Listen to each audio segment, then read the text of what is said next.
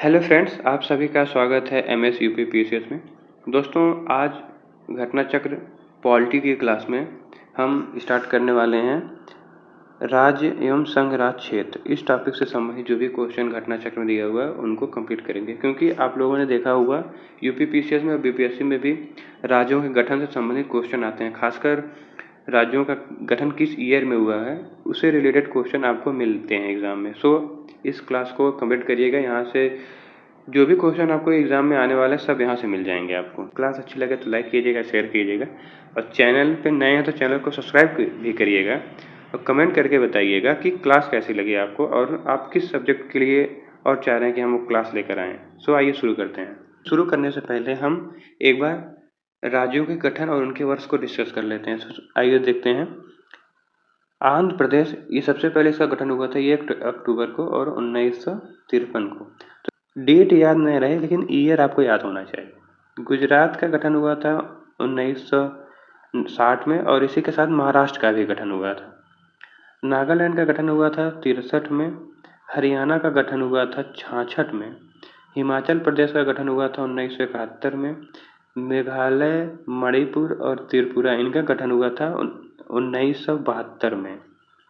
सिक्किम का गठन हुआ था 1975 में। मिजोरम, अरुणाचल प्रदेश और गोवा, ये जो इनका गठन हुआ था 1987 में, लेकिन मिजोरम पहले फिर अरुणाचल प्रदेश, गोवा बाद में आएगा क्योंकि 30 मई को इसका गठन हुआ था। उसके बाद आएगा छत्तीसगढ़। ये वाला क्वेश्चन कई बार पूछा गया है। छत्तीसगढ़ का गठन 1 नवंबर 2000, इसका डेट भी याद रखिएगा, 1 नवंबर है।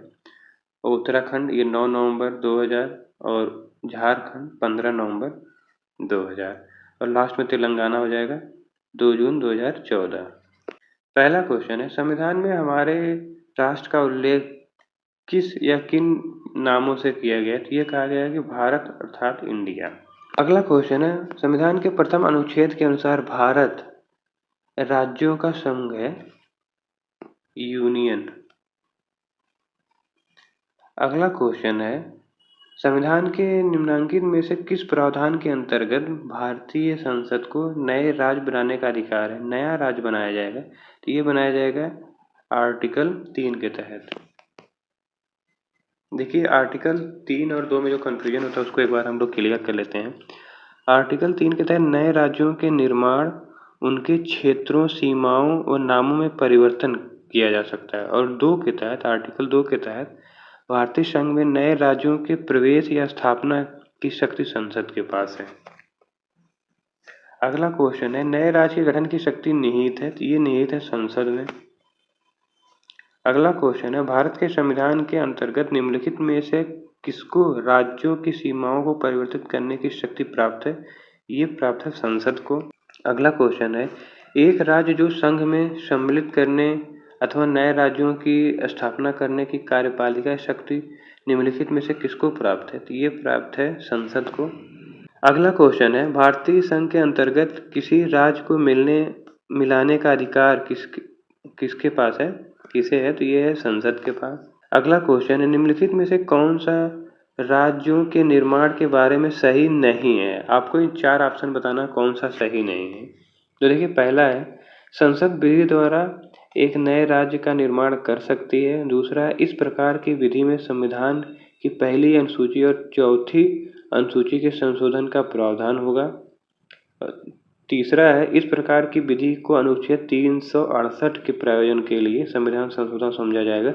ये वाला ऑप्शन गलत हो जाएगा क्योंकि 368 के तहत ये संशोधन नहीं होता। अगला क्वेश्चन है, एक नए राज्य बनाने में संवैधानिक संशोधन के लिए कैसा बहुमत चाहिए? तो ये साधारण बहुमत से काम हो जाता है। अगला क्वेश्चन है, भारत में एक नए राज्य सृजित करने वाले विधेयक को पारित होना अनिवार्य है? तो ये साधारण बहुमत से पारित होना अनिवार्य है। अगला क्वेश्चन है, कथन है भारत संघ नहीं है और कारण है किसी भी राज्य का क्षेत्र, सीमा, नाम उनकी सहमति के बिना भी परिवर्तित करने की शक्ति संघीय संसद को प्राप्त है। इसमें कथन तो गलत है लेकिन कारण सही है। भारत संघ नहीं, ये गलत है, भारत एक संघ है। अगला क्वेश्चन है, संवैधानिक प्रावधानों के अनुसार राज्यों की सीमाओं को बदलने के लिए सहमति की आवश्यकता है? तो इसमें राज्यों की सहमति की आवश्यकता नहीं होती है। अगला क्वेश्चन है, निम्नलिखित में से कौन एक राज्यों के निर्माण के लिए संवैधानिक उपबंध नहीं है?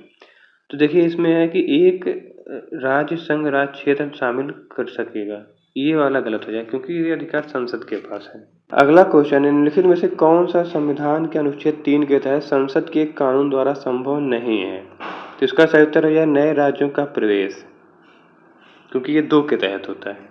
अगला क्वेश्चन है, निम्न कथनों पर विचार कीजिए और बताना आपको कौन सा सही है। पहला है, संविधान में यूनियन ऑफ स्टेट शब्द प्रयुक्त हुआ है क्योंकि भारतीय राज्यों को अलग होने का अधिकार नहीं है, तो ये सही हो जाएगा।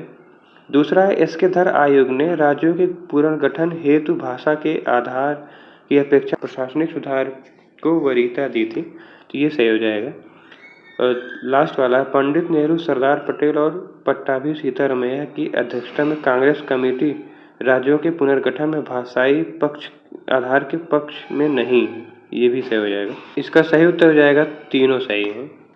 अगला क्वेश्चन है, भारतीय संघात्मक व्यवस्था के संदर्भ में निम्नलिखित में कौन सही है?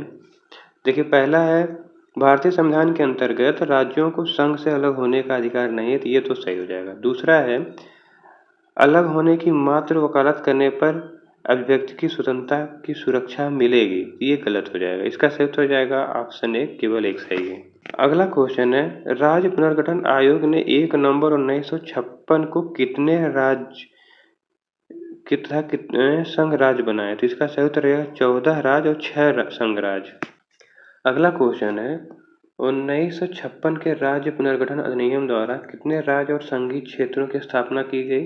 तो इसका सही उत्तर हो जाएगा 14 राज्य और 6 केंद्र शासित प्रदेश। अगला है, भारत में कितने राज्य एवं संघीय प्रदेश हैं? तो वर्तमान में देखिए 28 राज्य हैं और 8 केंद्र शासित प्रदेश। अगला क्वेश्चन है, तेलंगाना राज्य बन जाने के बाद भारत के राज्यों की संख्या हो गई, तो उस टाइम तो हो गई थी 28, लेकिन वर्तमान में 28 राज्य और 8 केंद्र शासित प्रदेश। अगला क्वेश्चन है, भारत में कितने संघ शासित प्रदेश हैं? तो इसका सही उत्तर हो जाएगा 8। अगला क्वेश्चन है, निम्नलिखित में से कौन संघ राज्य क्षेत्र नहीं है? तो देखिए इसमें ऑप्शन में अंडमान निकोबार द्वीप समूह, दमन दीव, पुदुचेरी, गोवा। तो गोवा जो है ये राज्य है, ना कि केंद्र शासित प्रदेश। अगला क्वेश्चन है, किस राज्य की राजधानी का नाम स्वतंत्रता प्राप्ति के बाद अभी तक नहीं बदला गया है? तो देखिए ऑप्शन में तमिलनाडु, केरल, पश्चिम बंगाल और आंध्र प्रदेश। तो ये क्वेश्चन थोड़ा सा डाउटफुल हो जाता है, क्यों होगा आपको हम बता देते हैं। क्योंकि आंध्र प्रदेश की राजधानी हुआ करती थी हैदराबाद, तो हैदराबाद का नाम नहीं बदला गया था, लेकिन अब क्या वर्तमान में हैदराबाद जो है तेलंगाना की राजधानी है और आंध्र प्रदेश की राजधानी बनने वाली है अमरावती। तो ये क्वेश्चन अब आज के नज़रिए से गलत हो जाएगा। अगला क्वेश्चन है, दिल्ली एक केंद्र शासित प्रदेश है। अगला क्वेश्चन है, किस संविधान संशोधन द्वारा दिल्ली को राष्ट्रीय राजधानी क्षेत्र का दर्जा दिया गया था? ये दिया गया था 69 संशोधन 1991 में हुआ था। अगला क्वेश्चन है, भारतीय संविधान के अनुच्छेद 240 के अंतर्गत कुछ संघ राज्य क्षेत्रों के लिए विनिमय बनाने की राष्ट्रपति की शक्ति के संदर्भ में कौन सा युग्म सही नहीं है? तो देखिए 240 सभी आर्टिकल 240 है, उसके सब क्लॉज में है ए बी सी डी क ख ग घ ये हैं। तो इसमें देखिए क्या जो अंडमान निकोबार ये सही हो जाएगा, लक्षद्वीप ख में है यानी बी में, ये भी सही हो जाएगा। दमन दीव सी यानी ग में है, तो ये भी सही हो जाएगा। पुदुचेरी घ में है, ये वाला गलत हो जाएगा। एक बार हम पूरा देख लेते हैं इसको।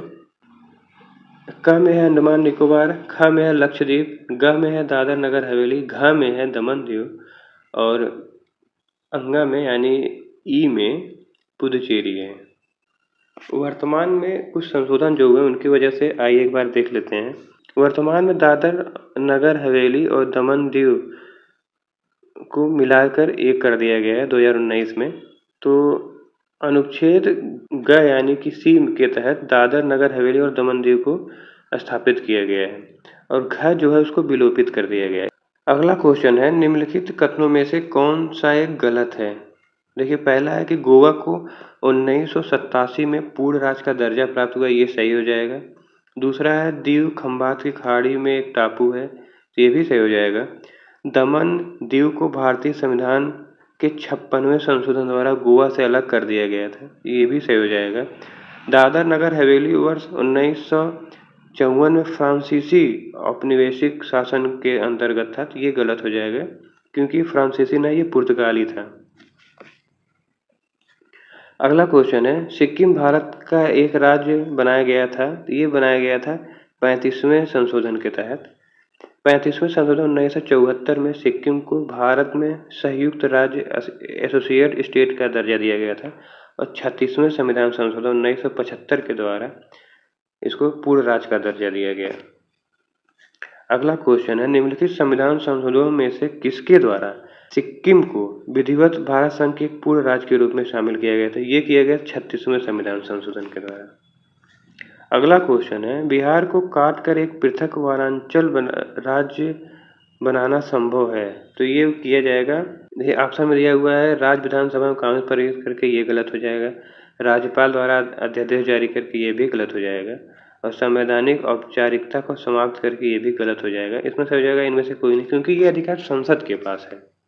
सो फ्रेंड, इस क्लास को यहाँ पर एंड करते हैं। मिलते हैं हम नेक्स्ट क्लास में। आप लोग इस क्लास को पूरा देखिए, लाइक कीजिएगा, शेयर कीजिएगा। चैनल पर नए हैं तो चैनल को सब्सक्राइब करिएगा और कमेंट करके बताइएगा कि ये क्लास कैसी लगी आपको, और इसके अलावा और आप किस सब्जेक्ट की क्लास चाहते हैं, सो हम उसको भी कंप्लीट करेंगे।